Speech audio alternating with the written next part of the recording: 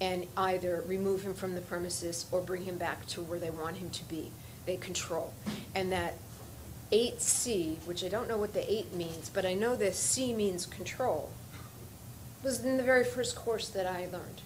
So when I was sitting in there in my final day of interrogation, having the dry heaves over a garbage can while I could look out the window and see my car and wanted nothing more than to be in that car. Those courses of 8C and the fact that she's got the door and there's a camera in the room, the fact that I was on the 11th floor of the HGB building, which is where OSA is, to get from there to my car, if I got past her, I would never get past the security guards or the cameras or get on an elevator or find a stairwell. And that does bring me back to the very beginning course that they teach in Scientology. Like I said, now time has changed. They have more initial courses, but the course used to be the first course, and now it's separated out and it's done at a later time.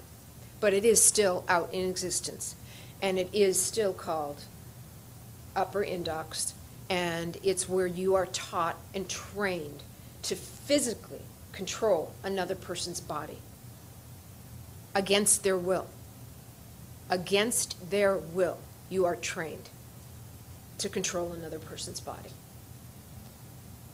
This gentleman is no longer with us. He was on one of the highest levels, OT7. He had given over $300,000. He gave his life. He even also worked in espionage. I don't know if you know that there used to be a group called the Cult Awareness Network, but that was taken over by Scientologists. And he was an integral part of the espionage and undercover work that went into that takeover of that building. I mean, of that company. And there's many other people like him. And the fact that Scientology, in paying his wife off with a pittance, could say, I'll just cross this line off because no one will care. And it's true. No one has cared. When I first began to shop my book, they didn't even open the cover. They heard the word Scientology and ran. An agent responded to me on the phone and her voice was shaking. They might even come after me. They might even come after me. And on this 2nd year anniversary of Anonymous, which is a group of people that weren't even Scientologists, they knew something was wrong. They knew there was no free speech. When they started, I'm sure they didn't know how deep the well went.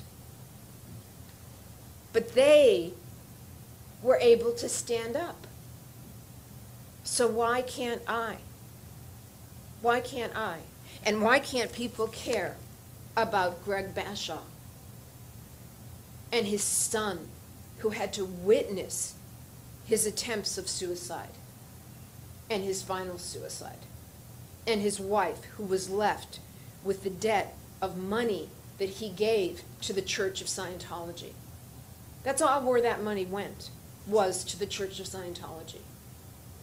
And they didn't, and they end up with him dead, and she is struggling to keep her home. So I hope you guys care. I hope you guys will talk about Greg Bashaw and the many others that are out there that go through this mental abuse on a daily basis, on an international basis. Because as somebody here said, the international headquarters are in America.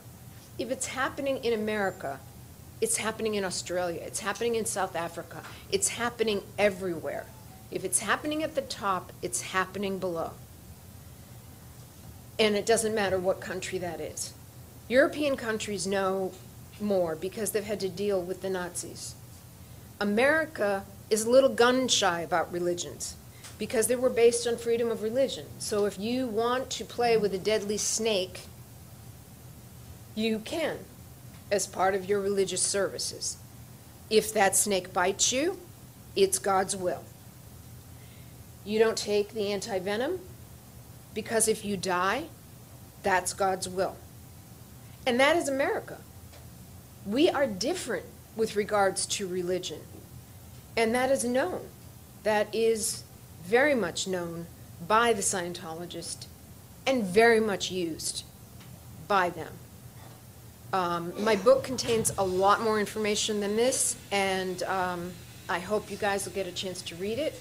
I hope you guys will not leave here without looking deeper and also without the fear. Anonymous, I've told Anonymous, the people that wear the masks, keep those masks on. Drive in a different car. They take your driver's license down. They find out who you are. This is a standard thing. There is a standard thing in intelligence. The first thing they do is they want your picture. That's first. Open the file, put the picture in.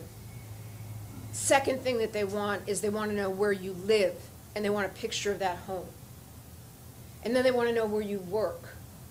And then they want to delve even deeper into the friends in your life. And if you guys, any of you guys, because you're press and you're liable to this sort of harassment, it's not the people that will get close to you that you have to worry about. It's the people that get close to your spouse or a close friend, because you will tell that close friend things. And this new person that you don't even know about, these things are shared. And that's how Scientology does their intelligence. It's not right up in your face. When it's right up in your face, it's because they want it that way. But their real intelligence and how they really gather what happens sliding in under the door. So I hope you guys do care that Greg Bashaw died after giving his life and money and credit card limits to Scientology.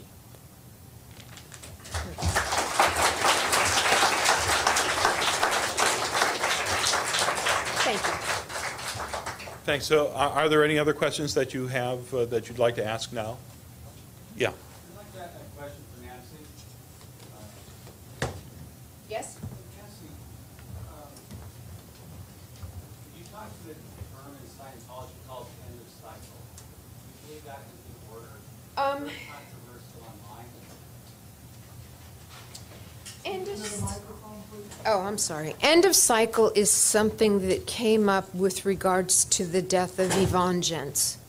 And it then became a rumor that L. Ron Hubbard or David Mayo gave her a program for end of cycle. She was fatally dying, which in the regular world we would put her in hospice and make her go as gently and quietly as she could, because there was no other option. End of cycle as a specific policy I've never read, only the rumors, probably the same rumors you have.